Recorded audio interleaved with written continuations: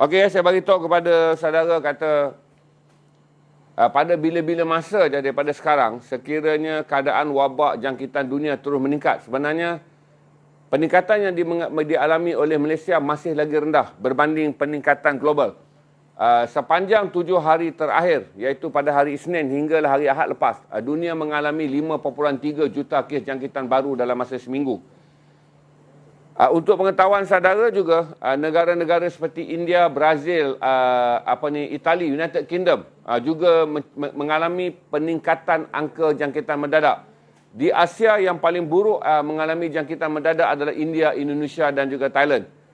Ketika Malaysia mengalami purata jangkitan antara 2,000 ni, secara purata 2,000, Indonesia menerima purata 5,200 kes seminggu, sehari, dah lebih seminggu. Thailand menerima 1.5 ribu kes sehari dalam tempoh 10 hari. Thailand dalam tempoh 7 hari je tuan-tuan, ketika wabak ni meledak dengan mendadak kira-kira 9 hari lalu, daripada angka 65-66 tu dia turun mendadak 937, kemudian naik 980 lebih, kemudian mencapai 1,200, 1,500 dan semalam Thailand mencapai 1,700 kes. Indonesia juga berada pada paras yang konsisten selama 14 hari lebih, iaitu 5,000 kes sehari. Dah banyak perbincangan yang dah dibuat tuan-tuan. Sekarang WHO hanya akan menanti laporan berterusan daripada negara-negara yang sedang mengalami jangkitan mendadak ni. Sama ada ingin mengisytiharkan dunia mengalami gelombang ketiga. Untuk pengetahuan saudara, ukuran gelombang Malaysia dan luar negara berbeza. Dunia baru mengumumkan gelombang kedua, iaitu gelombang pertama pada Mac 2020. Gelombang kedua adalah pada Oktober 2020. Jadi sejak itu oleh kerana angka gelombang kedua juga tinggi dan berkesinambungan, iaitu tak pernah menunjukkan penurunan, maka dunia menganggap bahawa ini adalah kesan panjang. Tetapi dengan pusingan baru yang berlaku sekarang, termasuk negara-negara yang diisytiharkan selamat sebelum ini, terutama Thailand yang masuk 16 negara paling selamat di dunia pun, kini tersenarai sebagai negara zon merah kerana jangkitan yang mendadak.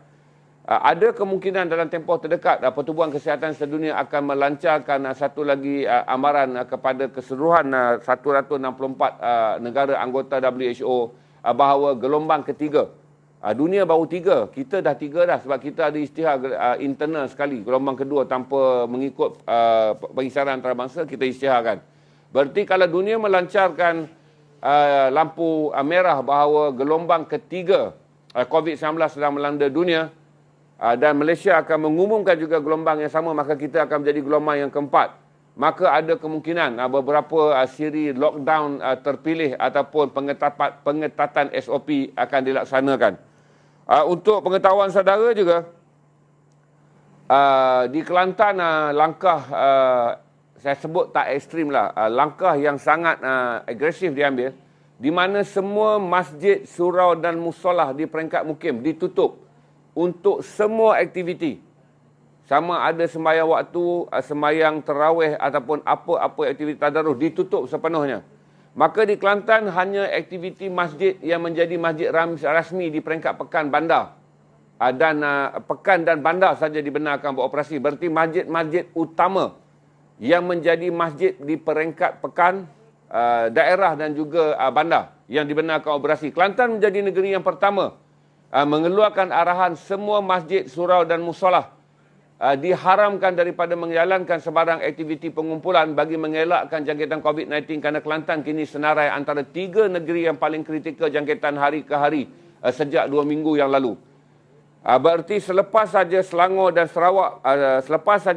Sarawak silih berganti mendapat angka teratas, Kelantan adalah negeri yang ketiga yang mencapai angka jangkitan yang tinggi. Dan paling menakutkan tuan-tuan, jangkitan di Kelantan adalah jangkitan komuniti. Kerana Kelantan bukanlah sebuah negeri industri, agak menakutkan kerana kes-kes jangkitan dikenal pasti adalah jangkitan komuniti. Dan paling menakutkan adalah kerana jangkitan mula merebak di sekolah.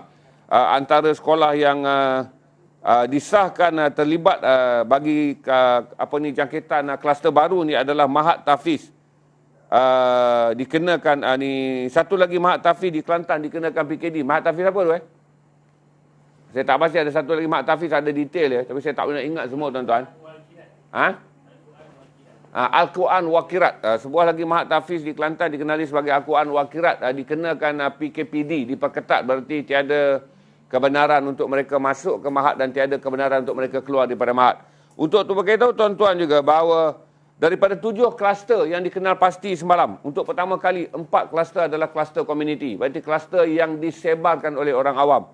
3 kekal sebagai kluster pekerja, iaitu kluster utama yang menyumbang kepada kadar jangkitan tinggi. Tapi sekarang kita dah mula nampak kluster komuniti, terutamanya di Johor, di Sarawak dan sekarang adalah di Kelantan, yang banyak menyumbang pada kluster komuniti. Jadi berhati-hati. Untuk pengetahuan anda juga, 17 buah sekolah di daerah Petaling telah ditutup kerana terdapat jangkitan COVID daripada 2 orang hingga 6 orang.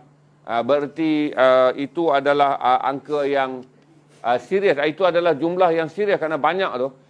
Ramai orang membuat klaim bahawa senarai yang dikeluarkan oleh Kementerian Kesihatan itu lebih rendah berbanding jumlah jangkitan yang sebenar. Di mana banyak lagi sekolah mengalaminya. Tapi tuan-tuan jangan dengar kabar angin supaya tak berlaku kes di Perlis. Di mana tiada jangkitan berlaku di sebuah sekolah tapi viral hinggalah hari ini pejabat pendidikan pelajar pendidikan Perlis membuat kenyataan berita tersebut adalah fitnah. Tolong refer kepada senarai yang dikeluarkan oleh Kementerian Kesihatan kerana Kementerian Kesihatan mula bersifat telus sekarang dengan menamakan satu demi satu setiap sekolah yang terbabit ditutup atas arahan terdapatnya jangkitan. Kita dah berada dalam tahap panik. Kalau untuk orang macam saya ni, kita dah anggap berada dalam tahap panik tuan-tuan, kerana jangkitan mula merebak di sekolah. Berarti yang terdedah adalah kanak-kanak. Ini yang paling menakutkan dan kita ada sekitar 4.2 juta pelajar daripada darjah 1 sampai tingkatan 6 yang kini berada di sekolah. Lebih kurang 1,800 sekolah. Ada 1,800 sekolah rendah dan 1,200 sekolah menengah. Berarti ramai ibu bapa mula gusar kerana jangkitan kluster ni telah mula merebak ke sekolah. Hari ini kita akan dapat angka yang lebih tepat kerana ujian kontak dibuat. Kita harap Makmal mengeluarkan keputusan cepat tanpa perlu menangguhkannya, kerana apabila sekolah disahkan ada jangkitan pada minggu lalu, berarti ujian kontak dibuat kepada pelajar-pelajar dan rakan sekelas, guru dan rakan sekerja. Kita harap hari ini Kementerian Kesihatan dapat mengeluarkan jumlah kontak yang disahkan positif untuk membolehkan semua ibu bapa pelajar yang anaknya kini berada di rumah menyegerakan ujian swab. Kerana kalau kita fikir hingga 17 sekolah tuan-tuan, kalau dia membabitkan sekitar 500 orang pun, kita sedang bercakap 8,500 pelajar. Ni kita bercakap mungkin 12 ke 15,000 pelajar ni, kerana PJ adalah kawasan yang padat dan setiap sekolah menempatkan jumlah pelajar yang tinggi. Kita sedang bercakap sekitar 15,000 pelajar sekarang yang berada dalam keadaan bimbang kerana kes positif COVID disahkan di sekolah mereka dan kini apa status mereka.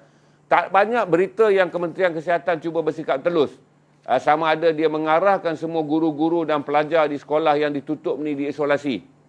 Kementerian Kesihatan nampak macam sikit lepas tangan tuan-tuan dalam kes ni dari segi berkongsi maklumat dengan kita. Saya tak faham kerana tekanan politik menjadikan Kementerian Kesihatan cuba berahsia untuk mengelakkan tekanan kepada kerajaan. Jadi saya harap Tan Sri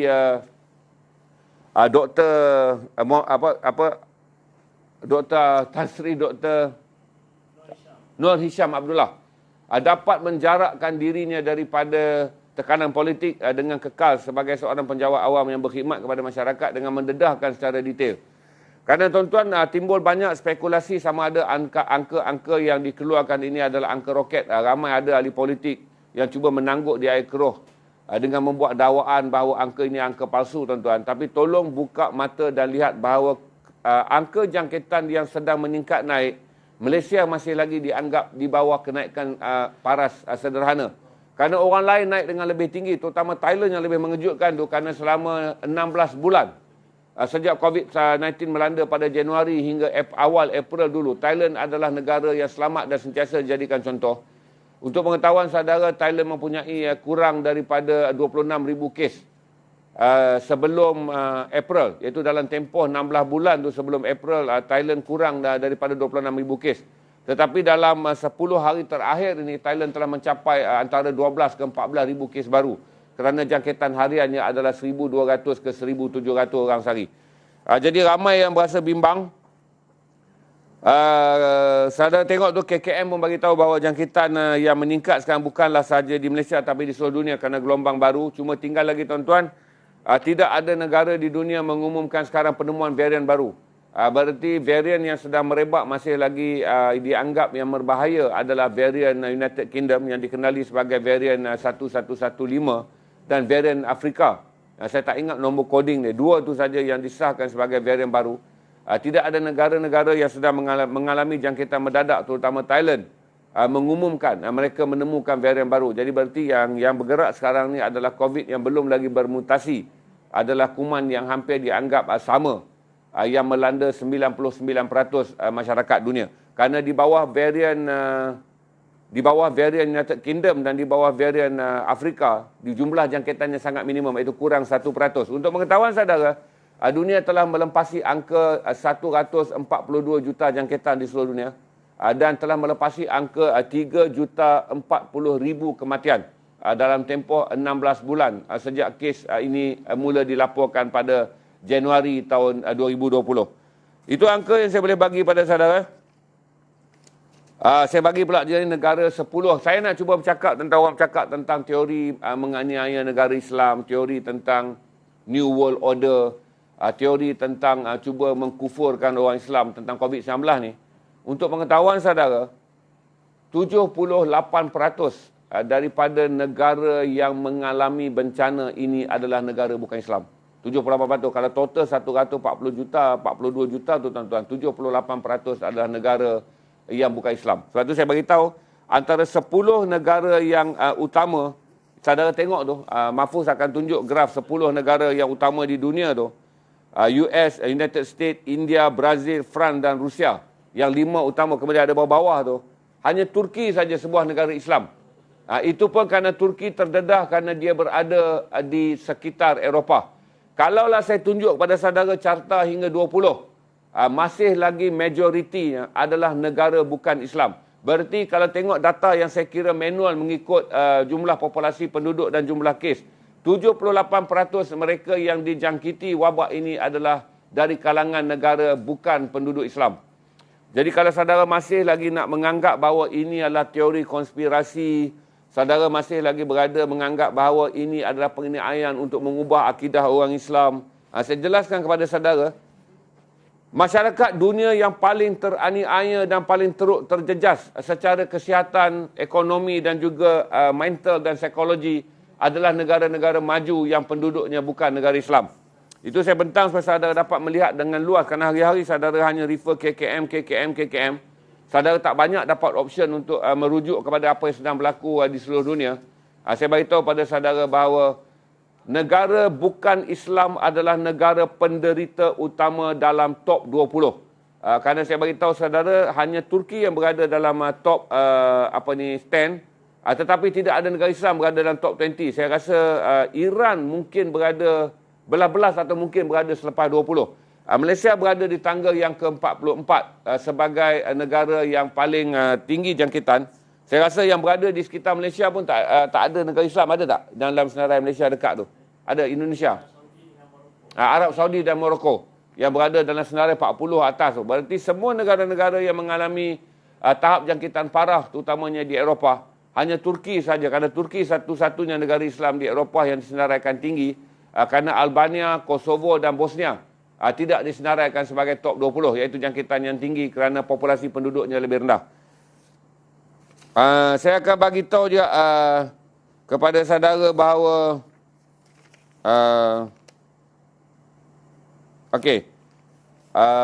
India mungkin akan disekat daripada menerbangkan penduduk mana-mana penduduknya dengan menggunakan perkhidmatan udara selepas ini.